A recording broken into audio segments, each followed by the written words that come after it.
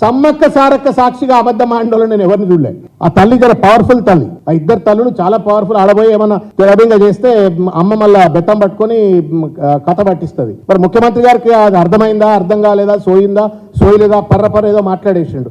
ఏం మాట్లాడిండో నేను మీకు చెప్తా, దయచేసి ఒకసారి చూడాలని చెప్పి. మేము వచ్చిన 60 రోజుల్లో 25,000 ప్రభుత్వ ఉద్యోగ ఖాళీలను భర్తీ చేసినాం.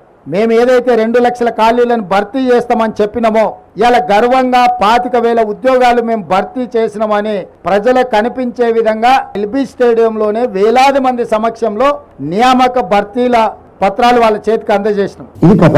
సమ్మక్క సారక్క సాక్షిగా ఈ రకంగా ముఖ్యమంత్రి గారు నయవంచనకు పాల్పడటము న్యాయమా? మీరు ఆలోచించి చెప్పండి. 25,000 ఉద్యోగాలు నింపినాడండి ఆయన? ఏం వాగ్దానం చేసినాడు? ఇది ఎట్లుందంటే మిఠాయి కే దుకాన్ పర్ నానాజీ కా ఫాతిహా అని, నానాజీ మిఠాయి దుకాణం దగ్గర పోయి దుకాణం కొన్నది లేదు, దుకాణం దగ్గర నిలబడి ఫాతిహాలు చదువుతూనే ఉన్నాడట. అట్లా ఉంది ముఖ్యమంత్రి గారి ముచ్చట. లేదా అయిపోయిన పెళ్లికి బాజాలు కొట్టినట్టు. మీరు ఏదైతే భర్తీ చేసినామో అని చెప్తా ఉన్నారో 25,000 ఉద్యోగాలు, ఈ ఉద్యోగాల నోటిఫికేషన్లు మీరు వచ్చినప్పుడు వచ్చినాయా లేదా గత ప్రభుత్వం ఇచ్చినాయా?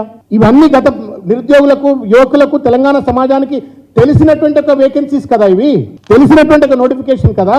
దాన్ని భర్తీ చేసి నువ్వు 2 లక్షల కోటాలను మెర్జ్ చేస్తున్నావు అంటే నీ మోసం మొదలైంది. తెలియకలేడు అయితే ఏం చెప్పాలా? బాధ్యత, సోయి, ప్రజల పట్ల, నిరుద్యోగుల పట్ల ప్రేమ ఉంటే ఏం చెప్పాలంటే, నేను 25,000 ఆఫ్ జాబ్స్ గత ప్రభుత్వం మొదలుపెట్టినటువంటి దాన్ని నేను ఇమీడియట్ గా త్వరితగతిన నేను కంప్లీట్ ఇచ్చిన మాట ప్రకారంగా నేను మళ్ళీ 2 లక్షల ఉద్యోగాలకు నేను కొత్త నోటిఫికేషన్లు ఇస్తా అని చెప్పాలా. అది చెప్పకుండా ఇవాళ 2 లక్షల్లో నేను 25,000 ఇచ్చినా అని చెప్పని, ఇది దాటబోతే ధోరణి కాదా? తప్పించుకునే ధోరణి కాదా? ఇది నయవంచన కాదా? ఇది మోసం కాదా అని చెప్పని నేను అడుగుతా ఉన్నాను. ఆ పాత నోటిఫికేషన్లను పట్టుకొచ్చి ఆ నోటిఫికేషన్లు అప్పుడే నోటిఫికేషన్ వచ్చింది, రిక్రూట్మెంట్ ప్రాసెస్ అయిపోయింది, మైనర్ ప్రొసీజర్ మీరు కంప్లీట్ చేసి మేము ఉద్యోగాలు ఇచ్చినామని మీ ఖాతాలు వేసుకుంటే ఇంకో దొడ్ల పుట్టిన దూడ మా దొడ్ల కట్టేసుకొని మాదే అన్నట్టు ఉంది ముచ్చట. This is not fair. ఇది బేగానే కే షాదీమే అబ్దుల్లా దివానా లెక్క ఉంది ముచ్చట. ఇది దయచేసి చేయకండి అని చెప్పని ముఖ్యమంత్రి గారు నేను కోరుకుంటా ఉన్నాను. అమ్మవారి సాక్షిగా మీరు అబద్ధాలు ఆడినారు, దయచేసి మీరు దానికి సంబంధించిన అంశాన్ని కూడా మీరు విత్డ్రా చేసుకొని అమ్మవారికి క్షమార్పణ చెప్పాలా సమ్మక్క సారక్క అని చెప్పి నేను కోరుకుంటా ఉన్నాను.